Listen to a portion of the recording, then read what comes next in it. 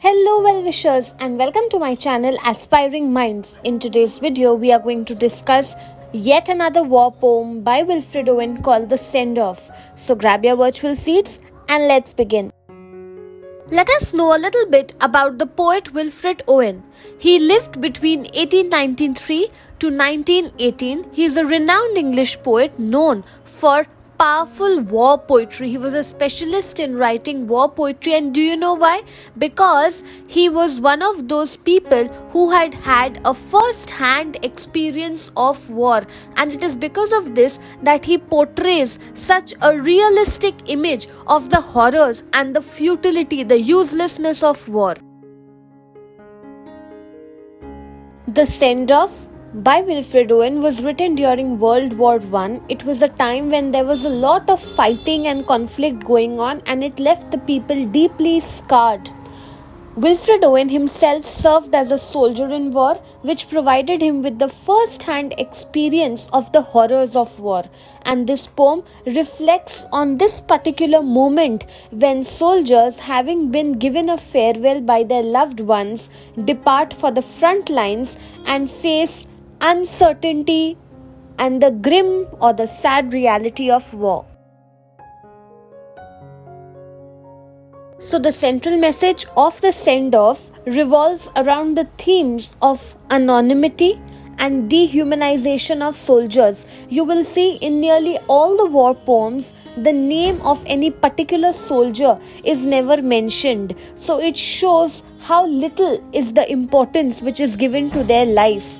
And it is in stark contrast to the initial excitement of leaving the house, and ultimately when they land up in the war zone, how different the picture becomes in total. So the whole system of warfare is very, very brutal. Let us now decode the line-by-line meaning of the poem. Down the close darkening lanes they sang their way to the siding shed and lined the train with faces grimly gay. The word gay over here means happiness. So from the very beginning, the soldiers are depicted singing as they make their way to the train station. Their path starts to dim as evening approaches, because because of evening time, the bright light of the day starts fading away, and on a deeper level it represents how when they are moving away from their homes, which is a place of security, towards the train station which will take them to the war zone, how there is a contrast of light and dark at play over here. The soldiers decorate the train with wreaths and sprays. Their expressions are a mix of being somber or a little composed and quiet, because they know that they are heading towards the war zone. At the same time, there is also cheerfulness in them, because they are just moving out of their comfort of their homes. They are just bidding a farewell to their near and dear ones. Their breasts were stuck all white with wreath and spray, as men's are dead. So the soldiers' chests are adorned with white flowers of wreaths resembling the pallor of dead. This image is a kind of a pre-announcement or a foreshadowing of the ultimate reality of death, which is going to be an essential part of their life, because they know that they might not ever return home alive.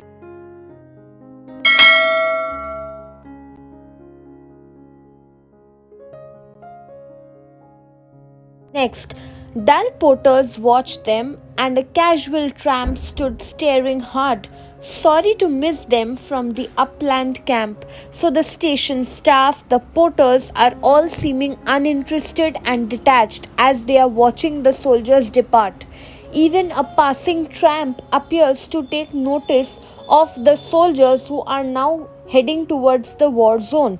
Though the soldiers' departure does not seem to evoke any kind of strong emotion, because perhaps even the people who are looking at these soldiers moving towards the train, even they know that these people are never going to come back alive, right? But still they are, yes, noticing the soldiers going. Then unmoved signals nodded, and a lamp winked to the guard. So the signals and the lamp over here symbolize the mechanical nature of war and machinery.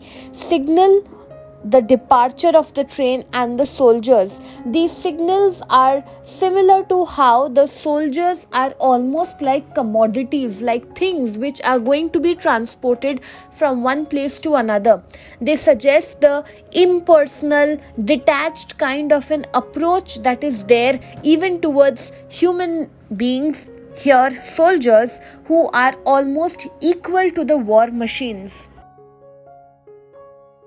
The lines on the screen that you see, they mean that the soldiers depart quietly, as if their departure is like a hidden secret or a kind of a shameful attack.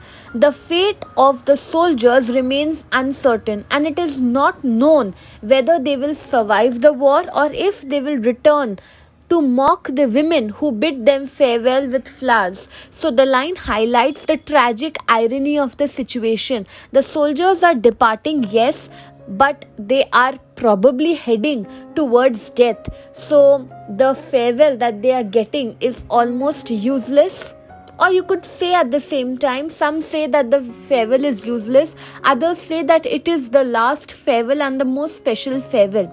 In the final lines of the poem, we see it ends on a note of pessimism, means on a negative note about the uncertainty of the soldier's return. The image of bells tolling and drums beating signifies that yes, there is celebration of victory, but the return of only a few soldiers silently and unnoticed suggests the devastating toll of war and the grim reality of its aftermath. Now remember that war is never a solution to the problem. You need to peacefully settle the matters, right? You can see that there are other videos on war poem by Wilfred Owen which are live on my channel. For a better understanding, you can also have a view of that.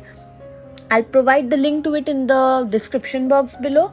And also you can watch a video which is live on my channel on what war poetry is about, where I've spoken in detail about how war is never a solution to the problem. There are poems like The Strange Meeting, Dulce et Decorum Est, Anthem for Doomed Youth, Spring Offensive. All these poems you can go and have a look at for a better understanding of what I'm trying to say about why war is never a solution.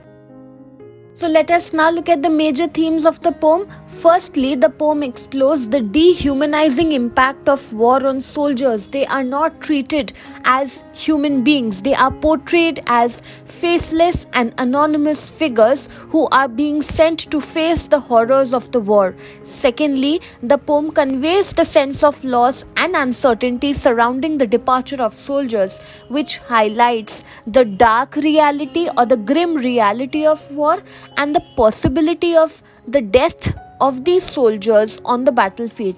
And thirdly, there is a sense of irony, because you see that the farewell gestures as the soldiers depart are nearly futile, because they are ultimately going to meet the tragic fate. So this sense of hope which is being provided to the soldiers, the initial forced cheerfulness, is a very vague hope. There is not any kind of certainty about the return of soldiers. So you can understand how the poem highlights the human cost of war and captures the sense of loss, uncertainty and futility as these soldiers are being sent off or they are departing for the front lines.